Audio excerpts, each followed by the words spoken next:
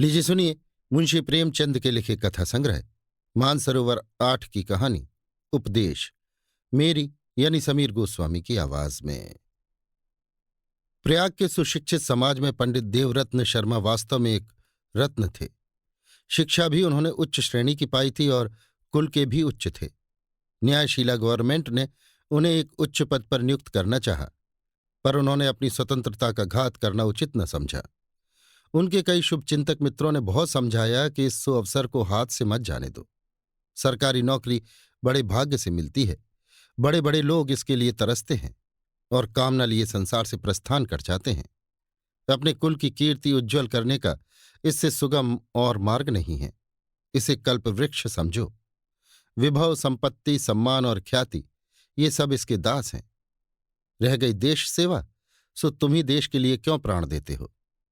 इस नगर में अनेक बड़े बड़े विद्वान और धनवान पुरुष हैं जो सुख चैन से बंगलों में रहते और मोटरों पर हरहराते धूल की आंधी उठाते घूमते हैं। क्या वे लोग देश सेवक नहीं हैं? जब आवश्यकता होती है या कोई अवसर आता है तो वे देश सेवा में निमग्न हो जाते हैं। अभी जब म्यूनिसिपल चुनाव का झगड़ा छिड़ा तो मेयो हाल के खाते में मोटरों का तांता लगा हुआ था। भवन के भीतर राष्ट्रीय गीतों और व्याख्यानों की भरमार थी, पर हम में से कौन ऐसा है जिसने स्वार्थ को तिलांजलि दे रखी हो। संसार का नियम है कि पहले घर में दिया जलाकर तब मस्जिद में जलाया जाता है। सच्ची बात तो यह है कि ये जातीयता की चर्चा कुछ कॉलेज के विद्यार्थियों को ही शोभा देती है। जब संसार में प्रवेश हुआ तो कहाँ की जाति और कहाँ की जातीय चर्चा। संसार की ये रीत है, फिर तुम्ही को काजी बनने की क्या जरूरत। यदि सूक्ष्म दृष्टि से देखा जाए तो सरकारी पद पाकर मनुष्य अपने देश भाइयों की जैसी सच्ची सेवा कर सकता है, वैसी किसी अन्य अवस्था में कदापि नहीं कर सकता। एक दयालु दारोगा सैकड़ों जातीय सेवकों से अच्छा है। एक न्यायशील धर्मपरायण मजिस्ट्रेट सहस्त्रों जातीय दानवीरों से अधिक सेवा कर सकता है। इसके लिए केवल हृदय में लगन चाहिए। मनुष्य चाहे जिस अवस्था में हो, देश का हित साधन कर सकता है। इसीलिए अब अधिक आगा पीछा न करो, चटपट पद को स्वीकार कर लो। शर्मा जी को और युक्तियां कुछ न जचीं, पर इस अंतिम युक्ति की सारगर्भिता से वो इनकार न कर सके। लेकिन फिर भी चाहे नियमपरायणता के कारण, चाहे केवल आलस्य के वश, जो बहुधा ऐसी दशा में जातीय सेवा का गौरव पा जाता है, उन्होंने नौकरी से अलग रहने में ही अपना कल्याण समझा। उनके इस स्वार्थ त्याग पर कॉलेज के नवयुवकों ने उन्हें खूब बधाइयां दी। इस आत्मविजय पर एक जातीय ड्रामा खेला गया जिसके नायक हमारे शर्मा जी ही थे। समाज की उच्च श्रेणियों में इस आत्मत्याग की चर्चा हुई और शर्मा जी को अच्छी खासी ख्याति प्राप्त हो गई। इसी से वो कई वर्षों से जातीय सेवा में लीन रहते थे। इस सेवा का अधिक भाग समाचार पत्रों के अवलोकन में बीतता था, जो जातीय सेवा का ही एक विशेष अंग समझा जाता है। इसके अतिरिक्त वो पत्रों के लिए लेख लिखते, सभाएं करते और उनमें फड़कते हुए व्याख्यान देते थे। शर्मा जी फ्री लाइब्रेरी के सेक्रेटरी, स्टूडेंट्स एसोसिएशन के सभापति, सोशल सर्विस लीग के सहायक मंत्री और प्राइमरी एजुकेशन कमेटी के संस्थापक थे। कृषि संबंधी विषयों से उन्हें विशेष प्रेम था। पत्रों में जहां कहीं किसी नई खाद या नवीन आविष्कार का वर्णन देखते, तत्काल उस पर लाल पेंसिल से निशान कर देते और अपने लेखों में उसकी चर्चा करते थे। किंतु शहर से थोड़ी दूर पर उनका एक बड़ा ग्राम होने पर भी वो अपने किसी आसामी से परिचित न थे। यहां तक कि कभी प्रयाग के सरकारी कृषि क्षेत्र की सैर करने न गए थे। उसी मोहल्ले में एक लाला बाबूलाल रहते थे। वो एक वकील के मुहर्रिर थे।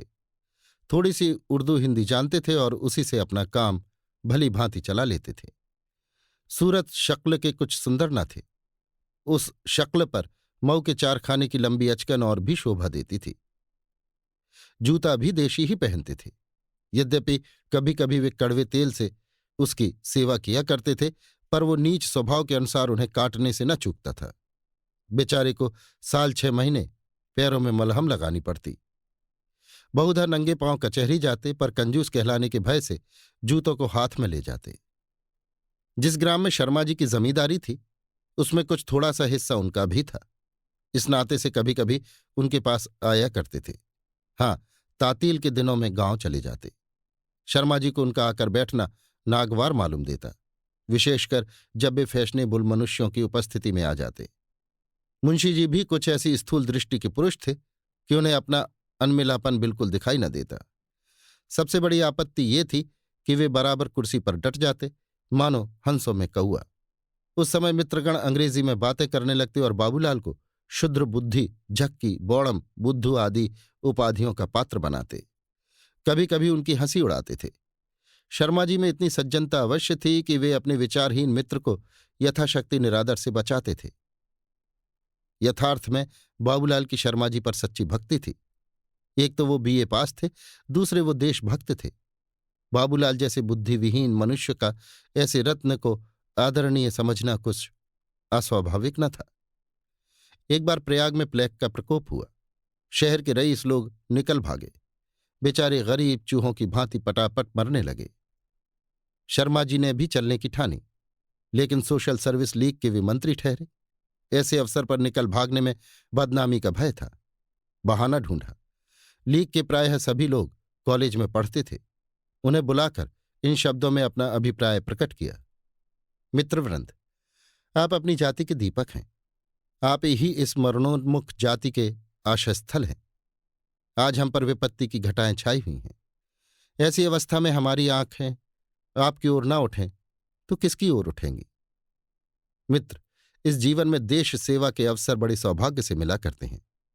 कौन जानता है कि परमात्मा ने तुम्हारी परीक्षा के लिए ही ये वज्र प्रहार किया हो। जनता को दिखा दो कि तुम वीरों का हृदय रखते हो, जो कितने ही संकट पड़ने पर भी विचलित नहीं होता।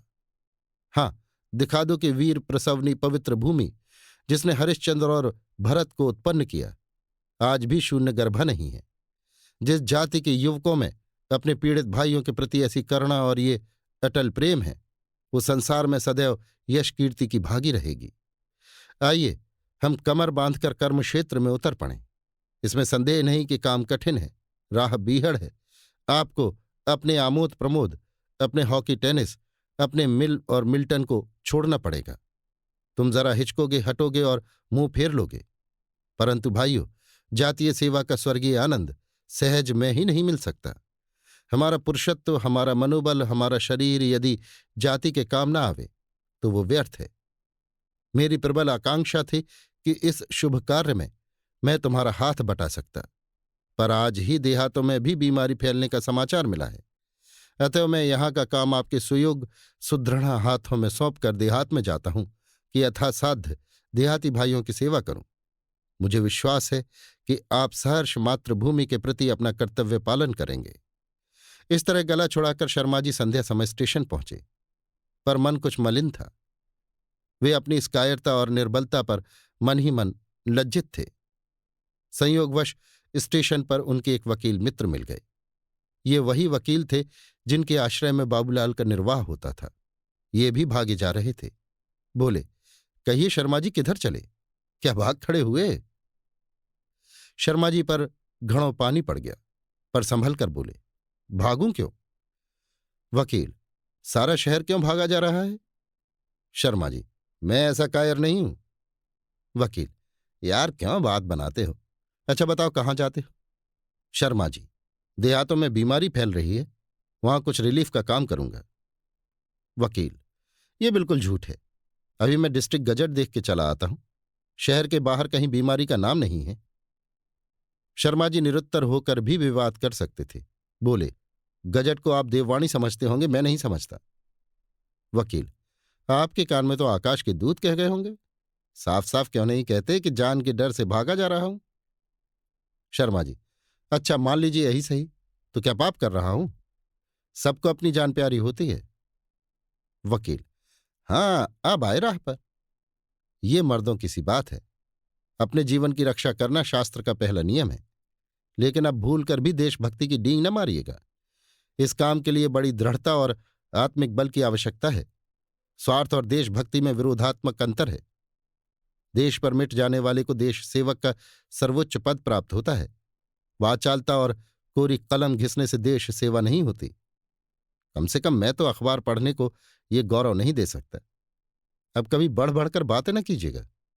आप लोग अपने सिवा सारे संसार को स्वार्थांध समझते हैं, इसी से कहता हूं। शर्मा जी ने उद्दंडता का कुछ उत्तर न दिया। घृणा से मुंह फेर कर गाड़ी में बैठ गए। तीसरे स्टेशन पर शर्मा जी उतर पड़े। वकील की कठोर बात से खिन्न हो रहे थे। चाहते थे कि उसकी आंख बचाकर निकल जाएं, पर देख ही लिया और हंसकर बोले, क्या आपके ही गांव में प्लेग का दौरा हुआ है? शर्मा जी ने कुछ उत्तर न दिया। बहली पर जा बैठे। कई बेगार हाजिर थे। उन्होंने असबाब उठाया। फागुन का महीना था। आमों के बौर से महकती हुई मंद मंद वायु चल रही थी। कभी कभी कोयल की सुरीली तान सुनाई दे जाती थी। खलिहानों में किसान आनंद से उन्मत्त हो होकर फाग गा रहे थे। लेकिन शर्मा जी को अपनी फटकार पर ऐसी गिलानी थी कि इन चित्ताकर्षक वस्तुओं का उन्हें कुछ ध्यान ही न हुआ। थोड़ी देर बाद वे ग्राम में पहुंचे। शर्मा जी के स्वर्गवासी पिता एक रसिक पुरुष थे। एक छोटा सा बाग, छोटा सा पक्का कुआं, बंगला, शिवजी का मंदिर, ये सब उनके कीर्ति चिन्ह थे। वो गर्मी के दिनों में यहीं रहा करते थे, पर शर्मा जी के यहां आने का ये पहला ही अवसर था। बेगारियों ने चारों तरफ से सफाई कर रखी थी। शर्मा जी बहली से उतरकर सीधे बंगले में चले गए। सैकड़ों आसामी दर्शन करने आए थे, पर वो उनसे कुछ न बोले। घड़ी रात जाते जाते शर्मा जी के नौकर टमटम लिए आ पहुंचे। कहार, साइस और रसोईया महाराज तीनों ने आसामियों को इस दृष्टि से देखा मानो वो उनके नौकर हैं। साइस ने एक मोटे ताजे किसान से कहा, घोड़े को खोल दो। किसान बेचारा डरता डरता घोड़े के निकट गया। घोड़े ने अनजान आदमी को देखते ही तेवर बदलकर कनौतियां खड़ी की।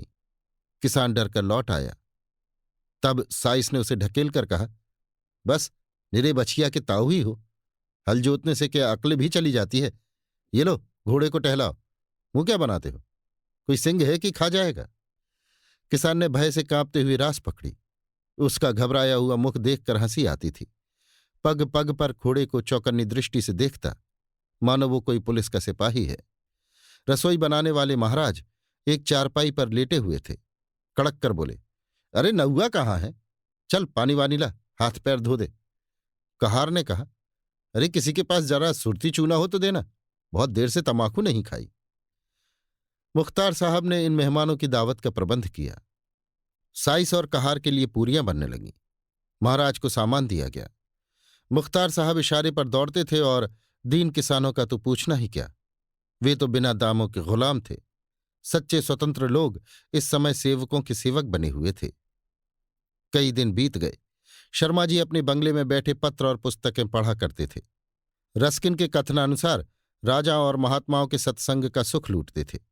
हॉलैंड के कृषि विधान, अमेरिकी शिल्प, वाणिज्य और जर्मनी की शिक्षा प्रणाली आदि गूढ़ विषयों पर विचार किया करते थे। गांव में ऐसा कौन था जिसके साथ बैठते? किसानों से बातचीत करने को उनका जी चाहता, पर न जाने क्यों वे उजड़ अक्खड़ लोग उनसे दूर रहते। शर्मा जी का मस्तिष्क कृषि संबंधी ज्ञान का भंडार था। हॉलैंड और डेनमार्क की वैज्ञानिक खेती, उसकी उपज का परिमाण और वहां के कोऑपरेटिव बैंक आदि गहन विषय उनकी जिह्वा पर थे। पर इन गंवारों को क्या खबर? ये सब उन्हें झुककर पालांगन अवश्य करते और कतरा कर निकल जाते, जैसे कोई मरकहे बैल से बचे। ये निश्चय करना कठिन है कि शर्मा जी की उनसे वार्तालाप करने की इच्छा में क्या रहस्य था। सच्ची सहानुभूति या अपनी सर्वज्ञता का प्रदर्शन? शर्मा जी की डाक शहर से लाने और ले जाने के लिए 2 आदमी प्रतिदिन भेजे जाते। वो लुई कूने की जल चिकित्सा के भक्त थे। मेवों का अधिक सेवन करते थे। एक आदमी इस काम के लिए भी दौड़ाया जाता था। शर्मा जी ने अपने मुख्तार से सख्त ताकीद कर दी थी कि किसी से मुफ्त काम न लिया जाए। तथापि शर्मा जी को ये देखकर आश्चर्य होता था कि कोई इन कामों के लिए प्रसन्नता से नहीं जाता। प्रतिदिन बारी बारी से आदमी भेजे जाते थे। वो इसे भी बेगार समझते थे। मुख्तार साहब को प्रायः कठोरता से काम लेना पड़ता था। शर्मा जी किसानों की इस शिथिलता को मुठमर्दी के सिवा और क्या समझते? कभी कभी वो स्वयं क्रोध से भरे हुए अपने शांति कुटीर से निकल आते और अपनी तीव्र वाक्शक्ति का चमत्कार दिखाने लगते थे। शर्मा जी के घोड़े के लिए घास चारे का प्रबंध भी कुछ कम कष्टदायक न था। रोज संध्या समय डांट डपट और रोने चिल्लाने की आवाज उन्हें सुनाई देती थी। एक कोलाहल सा मच जाता था, पर वो इस संबंध में अपने मन को इस प्रकार समझा लेते थे कि घोड़ा भूखों नहीं मर सकता, घास का दाम दे दिया जाता है। यदि इस पर भी ये हाय हाय होती है तो हुआ करे। शर्मा जी को ये कभी नहीं सूझी कि जरा चमारों से पूछ लें कि घास का दाम मिलता है या नहीं। ये सब व्यवहार देख देख कर उन्हें अनुभव होता जाता था कि देहाती बड़े मुटमरद बदमाश हैं। इनके विषय में मुख्तार साहब जो कुछ कहते हैं वो यथार्थ है। पत्रों और व्याख्यानों में उनकी अवस्था पर व्यर्थ गुलगपाड़ा मचाया जाता है। ये लोग इसी बर्ताव के योग्य हैं। जो इनकी दीनता और दरिद्रता का राग अलापते हैं वो सच्ची अवस्था से परिचित नहीं है। एक दिन शर्मा जी महात्माओं की संगति से उकताकर सैर को निकले। घूमते फिरते खलिहानों की तरफ निकल गए। वहां आम के वृक्ष के नीचे किसानों की गाढ़ी कमाई के सुनहरे ढेर लगे हुए थे। चारों ओर भूसे की आंधी सी उड़ रही थी। बैल अनाज का एक गाल खा लेते थे। ये सब उन्हीं की कमाई है। उनके मुंह में आज चाबी देना बड़ी कृतज्ञता है। गांव के बढ़ई, चमार, धोबी और कुम्हार अपना वार्षिक कर उगाहने के लिए जमा थे। एक और नट ढोल बजा बजा कर अपने करतब दिखा रहा था। कवीश्वर महाराज की अतुल काव्य शक्ति आज उमंग पर थी। शर्मा जी इस दृश्य से बहुत प्रसन्न हुए, परंतु इस उल्लास में उन्हें अपने कई सिपाही दिखाई दिए जो लठ लिए अनाज के ढेरों के पास जमा थे। पुष्प वाटिका में ठूठ जैसा भद्दा दिखाई देता है अथवा ललित संगीत में जैसे कोई बेसुरी तान कानों को अप्रिय लगती है, उसी तरह शर्मा जी की सहृदयतापूर्ण दृष्टि में ये मंडराते हुए सिपाही दिखाई दिए। उन्होंने निकट जाकर एक सिपाही को बुलाया। उन्हें देखते ही सबके सब पगड़ियां संभालते दौड़े। शर्मा जी ने पूछा, तुम लोग यहां इस तरह क्यों बैठे हो? एक सिपाही ने उत्तर दिया, सरकार, हम लोग आसामियों के सिर पर सवार न रहे तो एक कौड़ी वसूल न हो। अनाज घर में जाने की देर है, फिर वो सीधे बात भी न करेंगे। बड़े सरकश लोग हैं। हम लोग रात की रात बैठे रहते हैं, इतने पर भी जहां आंख झपकी ढेर गायब हुआ। शर्मा जी ने पूछा, तुम लोग यहां कब तक रहोगे? एक सिपाही ने उत्तर दिया, हुजूर, बनियों को बुलाकर अपने सामने अनाज तौलाते हैं। जो कुछ मिलता है उसमें से लगान काटकर बाकी आसामी को देते हैं। शर्मा जी सोचने लगे, जब ये हाल है तो इन किसानों की अवस्था क्यों न खराब हो। ये बेचारे अपने धन के मालिक नहीं हैं, उसे अपने पास रखकर अच्छे अवसर पर नहीं बेच सकते। इस कष्ट का निवारण कैसे किया जाए? यदि मैं इस समय इनके साथ रियायत कर दूं तो लगान कैसे वसूल होगा? इस विषय पर विचार करते हुए वो वहां से चल दिए। सिपाहियों ने साथ चलना चाहा पर उन्होंने मना कर दिया। भीड़ भाड़ में उन्हें उलझन होती थी। अकेले ही गांव में घूमने लगे। छोटा सा गांव था पर सफाई का कहीं नाम न था। चारों ओर से दुर्गंध उठ रही थी। किसी के दरवाजे पर गोबर सड़ रहा था तो कहीं कीचड़ और कूड़े का ही ढेर वायु को विषैली बना रहा था। घरों के पास ही घूरे पर खाद के लिए गोबर फेंका हुआ था, जिससे गांव में गंदगी फैलने के साथ साथ खाद का सारा अंश धूप और हवा के साथ गायब हो जाता था। गांव के मकान तथा रास्ते बेसिलसिले, बेढंगे तथा टूटे फूटे थे। मोरियों से गंदे पानी के निकास का कोई प्रबंध न होने की वजह से दुर्गंध से दम घुटता था। शर्मा जी ने नाक पर रूमाल लगा ली। सांस रोककर तेजी से चलने लगे। बहुत जी घबराया तो दौड़े और हांफते हुए एक सघन नीम के वृक्ष की छाया में आकर खड़े हो गए।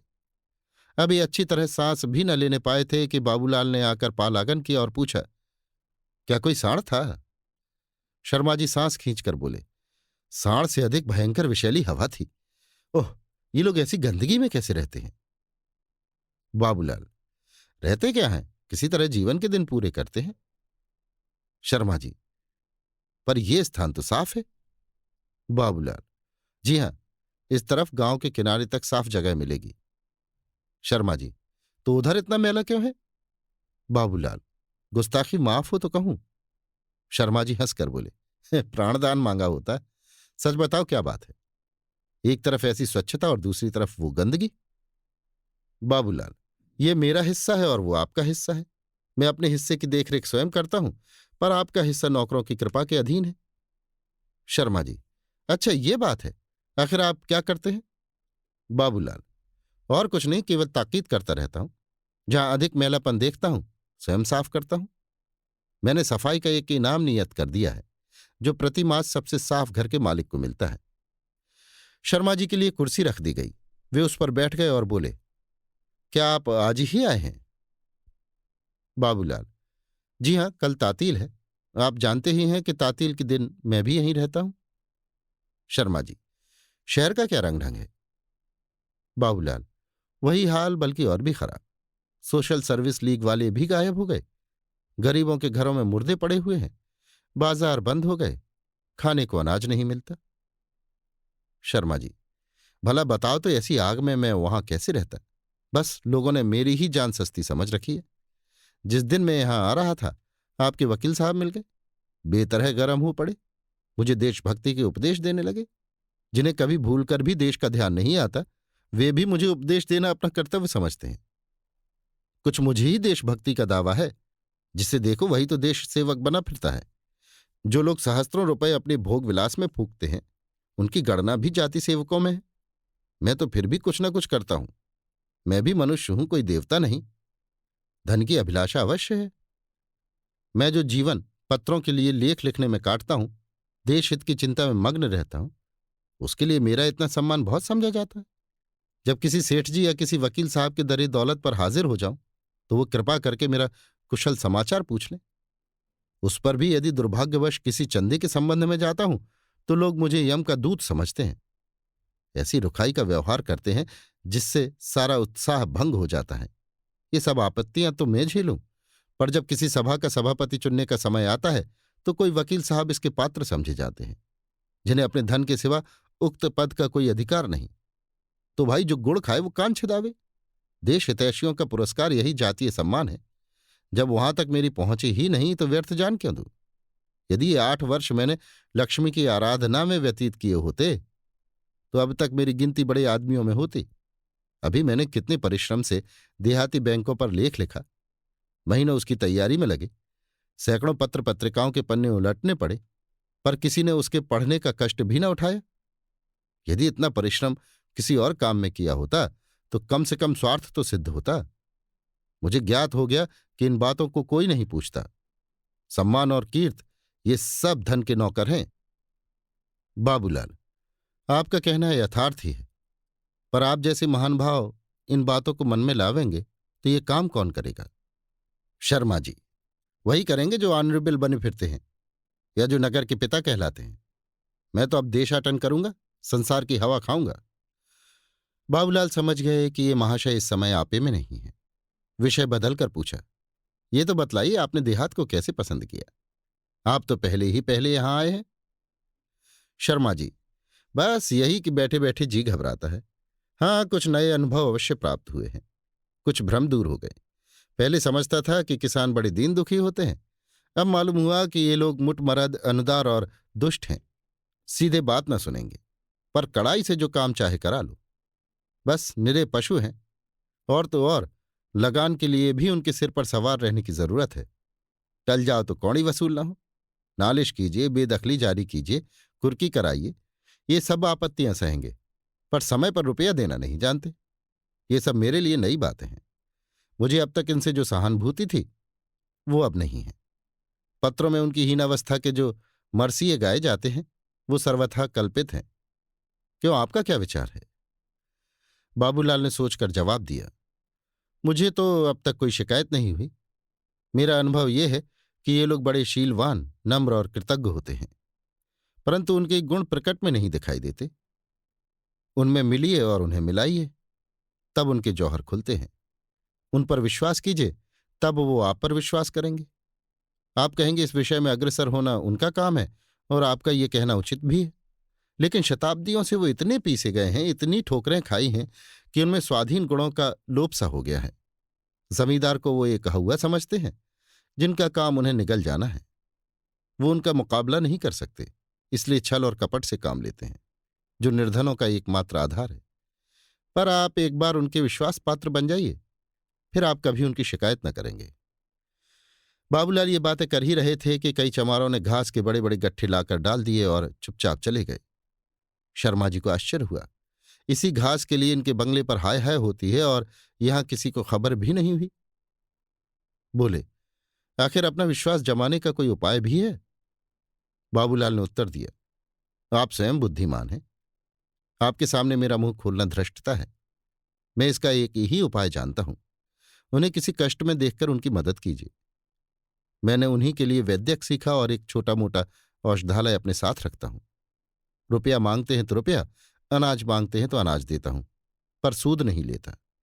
इससे मुझे कोई ग्लानि नहीं होती। दूसरे रूप में सूद अधिक मिल जाता है। गांव में 2 अंधी स्त्रियां और 2 अनाथ लड़कियां हैं, उनके निर्वाह का प्रबंध कर दिया है। होता सब उन्हीं की कमाई से है, पर नेक नामी मेरी होती है। इतने में कई आसामी आए और बोले, भैया पोत ले लो।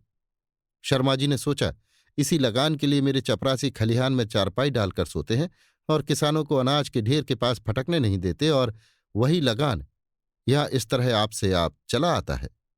बोले, ये सब तो तब ही हो सकता है जब जमींदार आप गांव में रहें। बाबूलाल ने उत्तर दिया, जी हां, और क्या। जमींदार के गांव में न रहने से इन किसानों की बड़ी हानि होती है। कारिंदा और नौकरों से ये आशा करनी भूल है कि वो इनके साथ अच्छा बर्ताव करेंगे, क्योंकि उनको तो अपना उल्लू सीधा करने से काम रहता है। जो किसान उनकी मुट्ठी गर्म करते हैं उन्हें मालिक के सामने सीधा, और जो कुछ नहीं देते उन्हें बदमाश और सरकश बतलाते हैं। किसानों को बात बात के लिए चूसते हैं। किसान छान छवाना चाहे तो उन्हें दे, दरवाजे पर एक खूंटा तक गाड़ना चाहे तो उन्हें पूजे, एक छप्पर उठाने के लिए 10 रुपये जमींदार को नजराना दे तो 2 रुपये मुंशी जी को जरूर ही देने होंगे। कारिंदे को घी दूध मुफ्त खिलावे, कहीं कहीं तो गेहूं चावल तक मुफ्त में हजम कर जाते हैं। जमींदार तो किसानों को चूसते ही हैं, कारिंदे भी कम नहीं चूसते। जमींदार 3 पाव के भाव में रुपए का सेर भर घी ले तो मुंशी जी को अपने घर अपने साले बहनोइयों के लिए 18 छटाक चाहिए ही। तनिक तनिक सी बात के लिए डांड और जुर्माना देते देते किसानों के नाक में दम हो जाता है। आप जानते हैं, इसी से और कहीं की 30 रुपए की नौकरी छोड़कर भी जमींदारों की कारिंदागिरी लोग 8 रुपए 10 रुपए में स्वीकार कर लेते हैं, क्योंकि 8 रुपए 10 रुपए का कारिंदा साल में 800 रुपए 1000 रुपए से ऊपर कमाता है। खेद तो ये है कि जमींदार लोगों में शिक्षा की उन्नति के साथ साथ शहर में रहने की प्रथा दिनों दिन बढ़ती जा रही है। मालूम नहीं आगे चलकर इन बेचारों की क्या गत होगी। शर्मा जी को बाबूलाल की बातें विचारपूर्ण मालूम हुई, पर वो सुशिक्षित मनुष्य थे। किसी बात को चाहे वो कितनी ही यथार्थ क्यों न हो, बिना तर्क के ग्रहण नहीं कर सकते थे। बाबूलाल को वो सामान्य बुद्धि का आदमी समझते आए थे। इस भाव में एकाएक परिवर्तन हो जाना असंभव था। इतना ही नहीं, इन बातों का उल्टा प्रभाव यह हुआ कि वो बाबूलाल से चिढ़ गए। उन्हें ऐसा प्रतीत हुआ कि बाबूलाल अपने सुप्रबंध के अभिमान में मुझे तुच्छ समझता है, मुझे ज्ञान सिखाने की चेष्टा करता है। जो सदैव दूसरों को सद्ज्ञान सिखाने और सम्मान दिखाने का प्रयत्न करता हो, वो बाबूलाल जैसे आदमी के सामने कैसे सिर झुकाता। अतएव जब यहां से चले तो शर्मा जी की तर्क शक्ति बाबूलाल की बातों की आलोचना कर रही थी। मैं गांव में जाकर क्यों कर रहूं? क्या जीवन की सारी अभिलाषाओं पर पानी फेर दूं? गवारों के साथ बैठे बैठे गप्पे लड़ाया करूं? घड़ी याद घड़ी मनोरंजन के लिए उनसे बातचीत करना संभव है, पर यह मेरे लिए ऐसा है कि वो 8 पहर मेरे सिर पर सवार रहें। मुझे तो उन्माद हो जाए।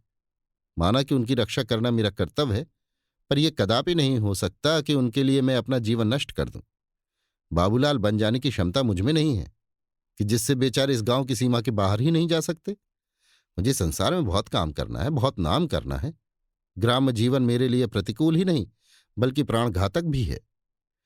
यही सोचते हुए वो बंगले पर पहुंचे तो क्या देखते हैं कि कई कांस्टेबल कमरे के बरामदे में लेटे हुए हैं। मुख्तार साहब शर्मा जी को देखते ही आगे बढ़कर बोले, हुजूर, बड़े दारोगा जी छोटे दारोगा जी के साथ आए हैं।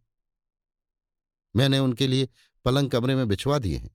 ये लोग जब इधर आ जाते हैं तो यहीं ठहरा करते हैं। देहात में इनके योग्य स्थान और कहाँ है? अब मैं इनसे कैसे कहता कि कमरा खाली नहीं है? हुजूर का पलंग ऊपर बिछा दिया है। शर्मा जी अपने अन्य देश हित चिंतक भाइयों की भांति पुलिस के घोर विरोधी थे। पुलिस वालों के अत्याचारों के कारण उन्हें बड़ी घृणा की दृष्टि से देखते थे। उनका सिद्धांत था कि यदि पुलिस का आदमी प्यास से मर भी जाए तो उसे पानी न देना चाहिए। अपने कारिंदे से ये समाचार सुनते ही उनके शरीर में आग सी लग गई। कारिंदे की ओर लाल आंखों से देखा और लपक कर कमरे की ओर चले कि बेईमानों का बोरिया बंधना उठाकर फेंक दूं। वाह, मेरा घर न हुआ कोई होटल हुआ। आकर डट गए। तेवर बदले हुए बरामदे में जा पहुंचे कि इतने में छोटे दारोगा बाबू कोकिला सिंह ने कमरे से निकलकर पालागन किया और हाथ बढ़ाकर बोले, अच्छी साइज से चला था कि आपके दर्शन हो गए। आप मुझे भूल तो न गए होंगे। ये महाशय 2 साल पहले सोशल सर्विस लीग के उत्साही सदस्य थे। इंटरमीडिएट फेल हो जाने के बाद पुलिस में दाखिल हो गए थे। शर्मा जी ने उन्हें देखते ही पहचान लिया। क्रोध शांत हो गया। मुस्कुराने की चेष्टा करके बोले, भूलना बड़े आदमियों का काम है। मैंने तो आपको दूर ही से पहचान लिया था। कहिए, इसी थाने में है क्या? कोकिला सिंह बोले, जी हां, आजकल यहीं हूं। आइए आपको दारोगा जी से इंट्रोड्यूस करा दूं। भीतर आराम कुर्सी पर बैठे दारोगा जुल्फिकार अली खां हुक्का पी रहे थे। बड़े डील डॉल के मनुष्य थे, चेहरे से रौब टपकता था। शर्मा जी को देखते ही उठकर हाथ मिलाया और बोले, जनाब से न्याज हासिल करने का शौक मुद्दत से था, आज खुशनसीबी मौका भी मिल गया। इस मुदाखिलत बेजा को मुआफ फरमाइएगा। शर्मा जी को आज मालूम हुआ कि पुलिस वालों को अशिष्ट कहना अन्याय है। हाथ मिलाकर बोले, यह आप क्या फरमाते हैं, ये आपका घर है। पर इसके साथ ही पुलिस पर आक्षेप करने का ऐसा अच्छा अवसर हाथ से नहीं जाने देना चाहते थे। कोकिला सिंह से बोले, आपने तो पिछले साल कॉलेज छोड़ा है, लेकिन आपने नौकरी भी की तो पुलिस की। बड़े दारोगा जी ये ललकार सुनकर संभल बैठे और बोले, क्यों जनाब, क्या पुलिस ही सारे महकमों से गया गुजरा है? ऐसा कौन सा सेगा है जहां रिश्वत का बाजार गर्म नहीं? अगर आप ऐसे एक भी सेगा का नाम बता दीजिए तो मैं ताउम्र आपकी गुलामी करूं। मुलाजमत करके रिश्वत न लेना मुहाल है। तामील के सेगे को बेलौस कहा जाता है, मगर मुझको इसका खूब तजर्बा हो चुका है। अब मैं किसी रास्तबाजी के दावे को तस्लीम नहीं कर सकता, और दूसरे सेगों की निस्बत तो मैं नहीं कह सकता, मगर पुलिस में जो रिश्वत नहीं लेता उसे मैं अहमक समझता हूं। मैंने दो एक दयानतदार सब इंस्पेक्टर देखे हैं, पर उन्हें हमेशा तबाह देखा। कभी मातूब, कभी मुअत्तल, कभी बर्खास्त। चौकीदार और कांस्टेबल बेचारे थोड़ी औकात के आदमी हैं, उनका गुजारा क्यों कर हो? वही हमारे हाथ पांव हैं, उन्हीं पर हमारी नेकनामी का दारमदार है। जब वो खुद भूखों मरेंगे तब हमारी मदद करेंगे। जो लोग हाथ बढ़ाकर लेते हैं, खुद खाते हैं, दूसरों को खिलाते हैं, अफसरों को खुश रखते हैं, उनका शुमार कारगुजार नेकनाम आदमियों में होता है। मैंने तो यही अपना वसूल बना रखा है, और खुदा का शुक्र है कि अफसर और मातहत सभी खुश हैं। शर्मा जी, इसी वजह से तो मैंने ठाकुर साहब से कहा था कि आप क्यों इस सेगे में आए। जुल्फिकार अली खां गरम होकर बोले, आए तो मुहकमे पर कोई एहसान नहीं किया। किसी दूसरे सेगे में होते तो अभी तक ठोकरे खाते होते, नहीं तो घोड़े पर सवार नौशा बने घूमते हैं। मैं तो बात सच्ची कहता हूं, चाहे किसी को अच्छी लगे या बुरी। इनसे पूछिए, हराम की कमाई अकेले आज तक किसी को हजम हुई है? ये नए लोग जो आते हैं उनकी ये आदत होती है कि जो कुछ मिले अकेले ही हजम कर लें। चुपके चुपके लेते हैं और थाने के अहलकार मुंह ताकते रह जाते हैं। दुनिया की निगाह में ईमानदार बनना चाहते हैं, पर खुदा से नहीं डरते। अरे जब हम खुदा ही से नहीं डरते तो आदमियों का क्या खौफ? ईमानदार बनना हो तो दिल से बनो। सच्चाई का स्वांग क्यों भरते हो? ये हजरत छोटी छोटी रकमों पर गिरते हैं। मारे गरूर के किसी आदमी से राय तो लेते नहीं। जहां आसानी से 100 रुपये मिल सकते हैं, वहां 5 रुपये में बुलबुल हो जाते हैं। कहीं दूध वाले के दाम मार लिए, कहीं हज्जाम के पैसे दबा लिए, कहीं बनिए से निरख के लिए झगड़ बैठे। ये अफसरी नहीं, लुच्चापन है, गुनाह बेलज्जत। फायदा तो कुछ नहीं, बदनामी मुफ्त। मैं बड़े बड़े शिकारों पर निगाह रखता हूं, ये पिद्दी और बटेर मातहतों के लिए छोड़ देता हूं। हलफ से कहता हूं, गरज बुरी शय है। रिश्वत देने वालों से ज्यादा अहमक अंधे आदमी दुनिया में न होंगे।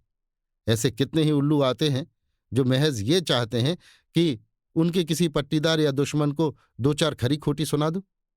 कई ऐसे बेईमान जमींदार आते हैं जो ये चाहते हैं कि वो असामियों पर जुल्म करते रहें और पुलिस दखल न दे।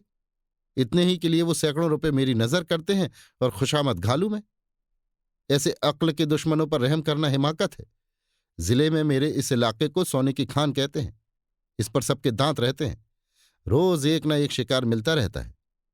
जमींदार निरे जाहिल लंठ जरा सरा सी बात पर फौजदारियां कर बैठते हैं। मैं तो खुदा से दुआ करता हूं कि ये हमेशा इसी जहालत के गड्ढे में पड़े रहें। सुनता हूं कोई साहब आम तालीम का सवाल पेश कर रहे हैं, उस भले मानुष को ना जाने क्या धुने। शुक्र है कि हमारी आली फहम सरकार ने नामंजूर कर दिया।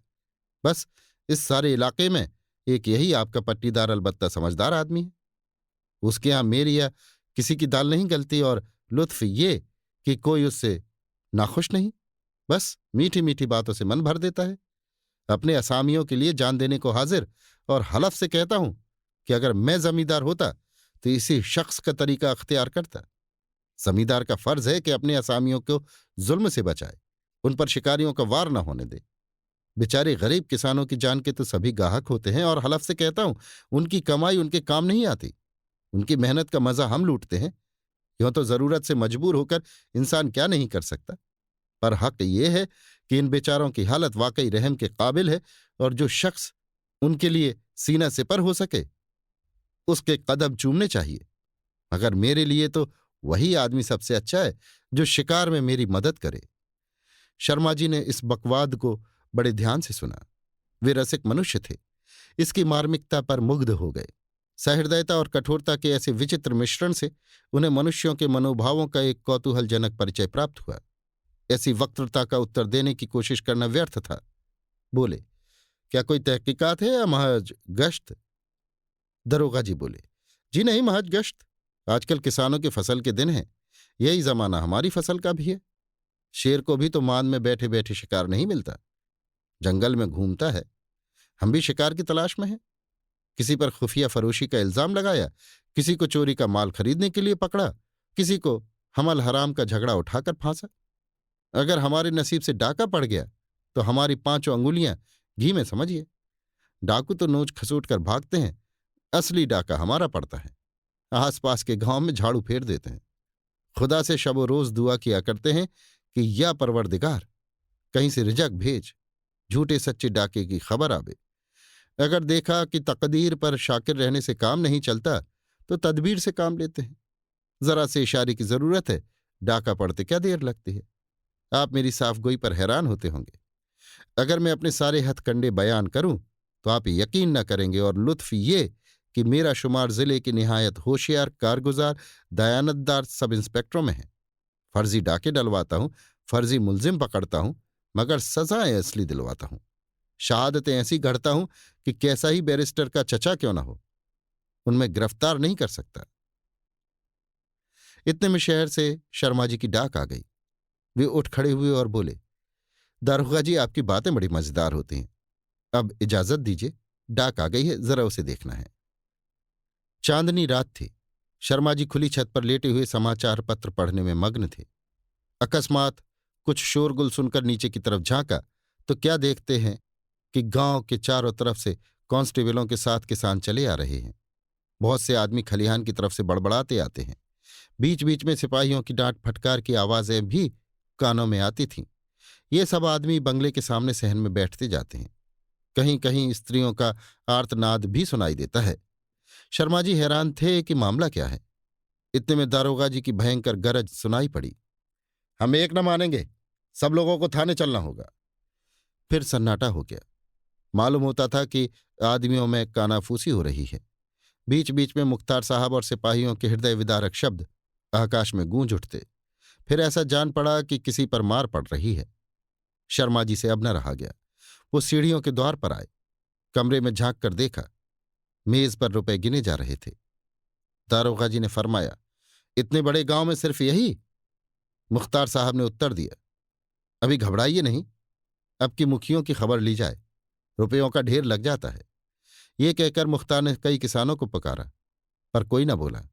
तब दारोगा जी का गगनभेदी नाद सुनाई दिया, ये लोग सीधे न मानेंगे, मुखियों को पकड़ लो, हथकड़ियां भर दो, एक एक को डामुल भिजवाऊंगा।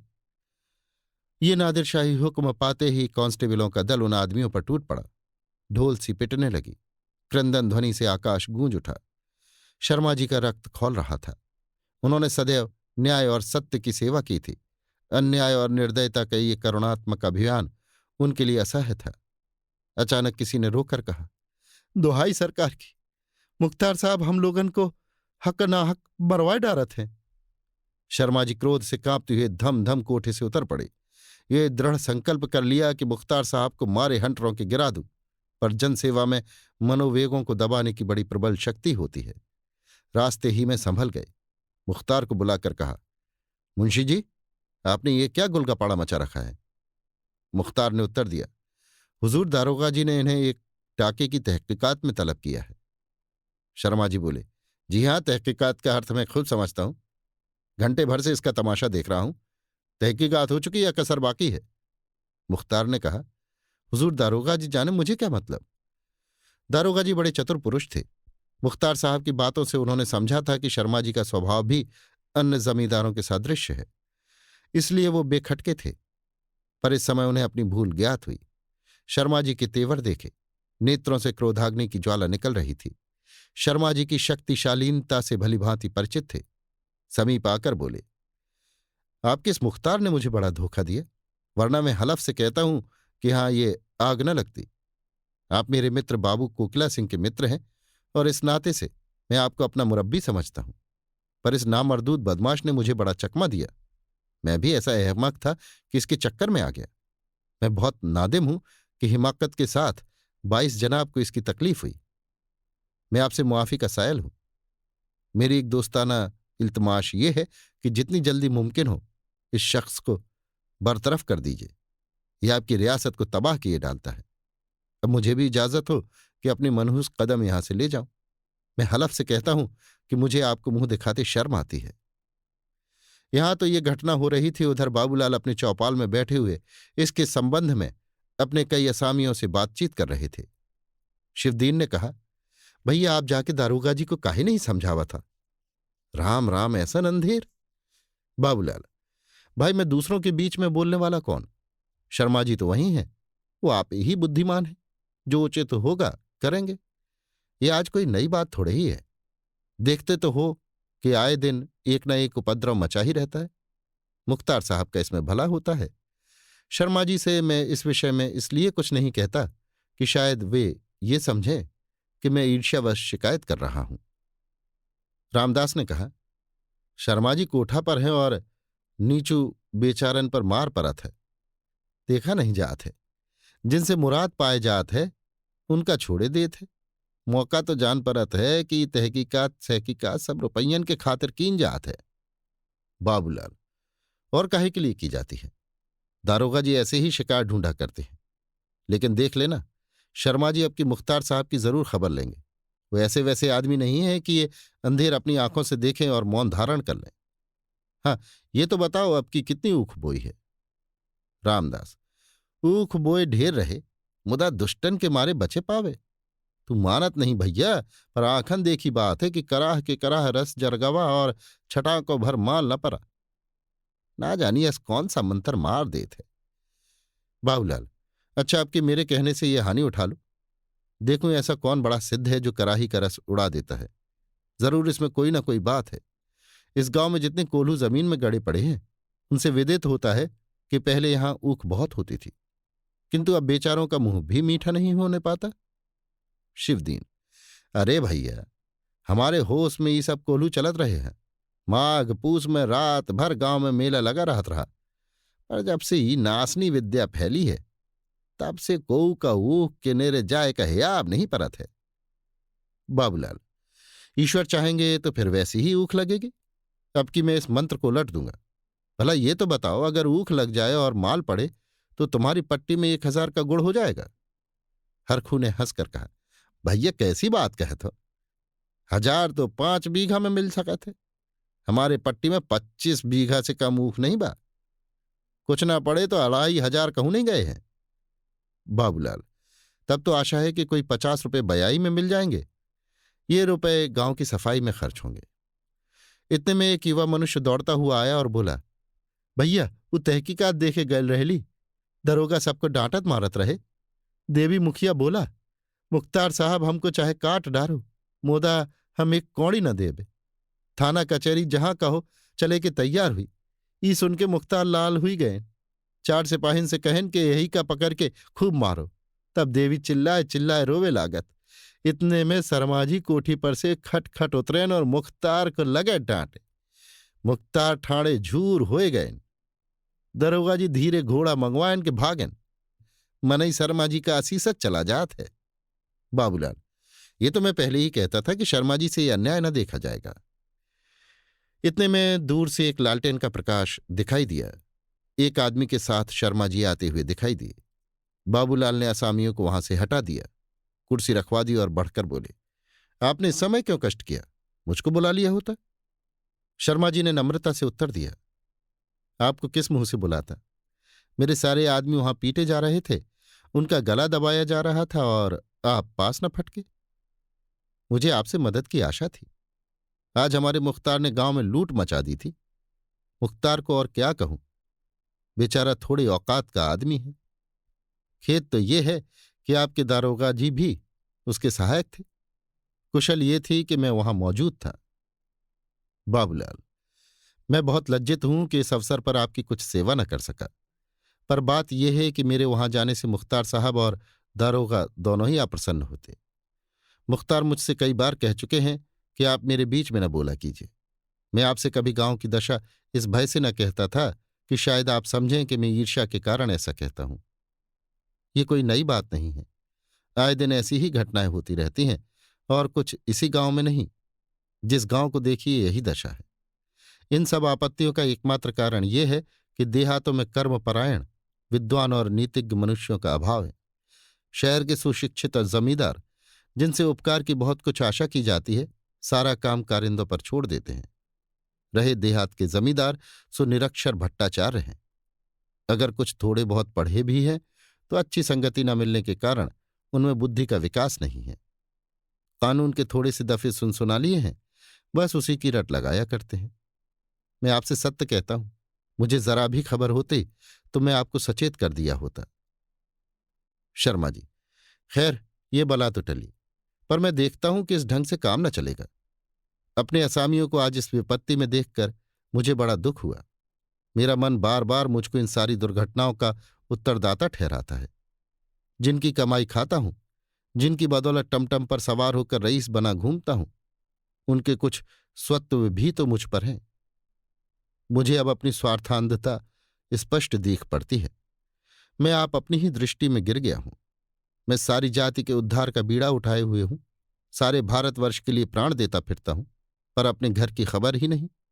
जिनकी रोटियां खाता हूं, उनकी तरफ से इस तरह उदासीन हूं। अब इस दुरवस्था को समूल नष्ट करना चाहता हूं।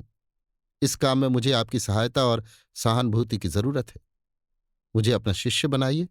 मैं याचक भाव से आपके पास आया हूं। इस भार को संभालने की शक्ति मुझ में नहीं।